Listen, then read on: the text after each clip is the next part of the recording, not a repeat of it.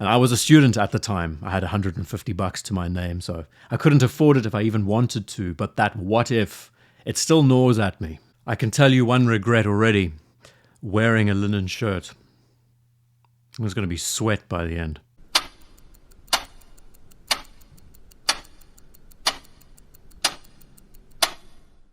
Regrets. Everyone says that we should live on and not have them, and it's true. There's no point in hindsight. There's no point in thinking about what if. But with watches, we are in an imaginary world. And I don't care who you are or where you come from. All of us have a tinge of regret for something that we did do, something that we didn't, or something that we should have in the watch hobby. And it's going to be my job today to peel back those layers. Now, in the last 5 or 6 years of doing this, very seldom do I re-record a video, maybe 3 times maximum in the history of doing this. It's quite impressive with over 400 videos on the channel. Anyway, the last time I recorded this didn't go so well. Even with all the editing and trying to mix it up, it just didn't land. So I re-evaluated what I said in that video, had a bit of a brainwave and wrote down 10 things. The biggest regrets that we have with watches, and I guarantee that some of these will absolutely resonate with you somewhere. And I would like to know which one impacts you the most. This is not going to be your typical university lecture from me with facts and figures. It's going to be a bit more of a personable talk, if that's the word, I don't know. First regret, FOMO, feeling of missing out. A lot of this stems from social media, the modern landscape that we're in, how watches are viewed today. But when there is a new release, a hot topic, everyone seems to be talking about it, we naturally gravitate towards it. We try and rationalize why it's worth going after. In my own case, in the world of, and I hate this word, content creation, feeling of missing out is a very true thing. When there is a new release, a new launch, you want to get the video out as soon as possible. You make it as good as it possibly can be in the allotted time frame of a few days, and then you leave it in the hands of the audience and hope that it makes an impact. Maybe we don't outwardly project this or regard this, but there is a bit of social pressure around feeling of missing out, especially at a time like when the integrated bracelet craze was out of proportion. That's going to be a video coming up soon. But at the end of the day, this regret, it's very superficial. It's something that you shouldn't be hung up about. Second regret is selling a watch and wanting it back. Oh boy, I'm guilty of this one. I mean, who isn't? There are so many factors that contribute to this point alone. Maybe you needed the money for something else. Maybe the season just wasn't right. Maybe the strap just didn't suit you for the time. Maybe you felt it was too big on the wrist or too small, too ostentatious. The result is you sell the watch without thinking too much about the repercussions, and a couple of months later, maybe a few years later, you think, oh, yeah, maybe I should have held on to that one.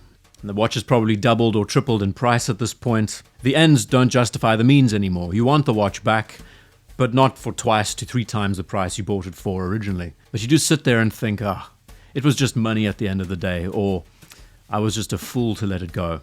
Now, the third regret is rebuying the watch multiple times. So, following on from the second point, you sell it, you come back to it, you buy it again. You sell it, you come back to it, repeat the process. And I guess one of the harshest realizations is that we need to sit with it a lot more. Like any relationship, it might have been some great times, but the bad times were there too. Understand why you sold it in the first place. And if you end up selling it and replacing it multiple times in a never-ending cycle, it's not a good idea. It's a waste of money. Regret number 4, and we've all been there in this one, paying too much for a watch. I mean, that's the underlying thing of the hobby itself, right? We tend to pay too much for them in any case. I'm talking about when hype, inflation, demand is through the roof, kind of marrying up with the first regret of feeling like you're missing out, going after the watch and paying 2.5, 3 times more than you should have for it. Instead of being patient and waiting for that never arriving phone call from your authorized dealer, you decided to take matters in your own hands and spent a little bit too much on it. I'm starting to realize that a lot of this is chalked up to money related scenarios, and you could just say to yourself, it's money, it comes and goes. This watch I now own, I enjoy it, and that's what matters. Even if you did overspend on it, but you still love wearing it. And as a part of your day-to-day life, I mean, who cares about whether you paid too much or not? But we all have that situation where we look at the bill, maybe a couple of weeks later, a month or 2 later, and we go, oof, I really did that. I shouldn't have done that. Regret number 5, you bought the hype. Against your better judgment, you decided to pursue what everyone else was pursuing, and it ended up being a watch that maybe didn't stand the test of time. It's not one that you look at now and think, this is going to last forever in the collection.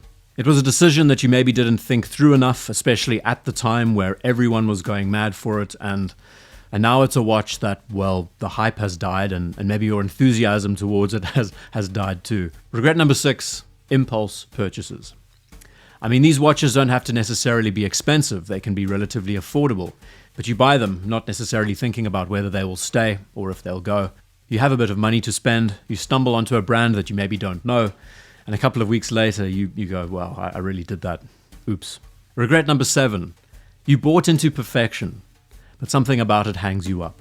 Just because the community says the watch is perfect, does that mean that you need to believe it's perfect? And maybe you buy this watch because of the recommendations, but try as you might, there is something about it that just annoys you. Maybe it's the text on the dial, maybe it's the hands, maybe it's just the brand itself. It doesn't matter really. The result is you bought someone else's recommendation, the assumption that it was going to be the perfect choice for you without doing your homework. And yeah, it's a bit of a regret that I think we all have too. This next one is linked to regret 7, but number 8, you buy a watch, try as you might, you just never bond with it. This is one of the most frustrating things, especially if it's from a prescribed list of some of the watches that you should appreciate no matter what.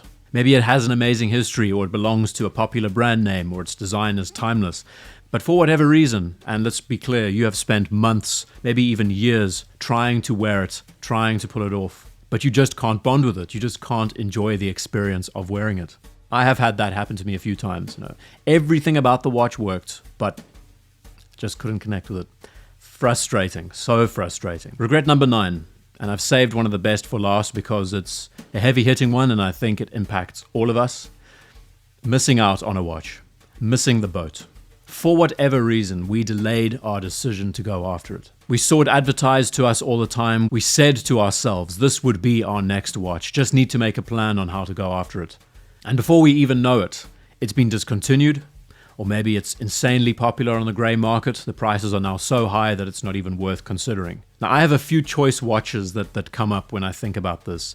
Alunga and Zona, and the 1815 chronograph. I remember when these were so easy to get your hands on if you were fortunate enough to be able to afford them. But the number 1 regret for me, which is a very odd one actually now that I think about it, is the 16610 LV Hulk Submariner. And this is how bad the regret goes. I remember back to winter 2015. I was in London, I went into Harrods, I had the whole Rolex boutique to myself. I got hands-on with virtually every modern watch you could. I mean, this was before the madness really took off. And one of the watches that did resonate with me at the time was the Hulk Submariner. I now think back to the times when I was very judgmental and critical of the watch. But it's fair to say that this is one of the most interesting subs they've ever made. Not only being an anniversary watch, one of the most beautiful emerald green dials they've ever made. And the truth is, I doubt they will ever do something as adventurous as this again. Because if they did, well, we know what Rolex hype is like today. We would never see it. Considering this is an anniversary watch in stainless steel with all of the trimmings, and at the time,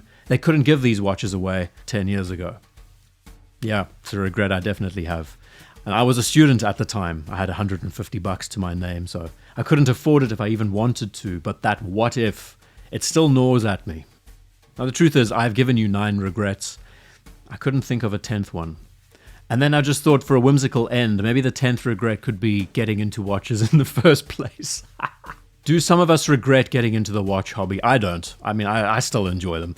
But I can imagine some who have maybe gone above and beyond, a little bit too far down the rabbit hole. They regret getting into this in the first place. The amount of money spent, the amount of time, pun intended, wasted. But like with all hobbies, they cost something, right? But you've got to think beyond that. You've got to think about the people you've met, the engagement that you've had, the things you've learnt about this nuanced space that makes less than 0 sense to anybody else out there. I mean, we are great at parties, right? Watch spotting and calling them out because they chose the wrong dial, or accusing them for buying into the hype. I mean, it goes down well, doesn't it? At the end of the day, you can kick back and say, yeah, I could have bought that at 1/3 of the price back in the day. Alas, I went down a different road. Like I've said in the beginning, and it's a good philosophy for life, regrets, pointless. It's the past. Can't change it. All that you can do is enjoy the moment, enjoy the experience, enjoy what you've learnt and what you have. Sentimental stuff. So which of these regrets resonates with you the most? A handful of them or all of the above? And what others can you add?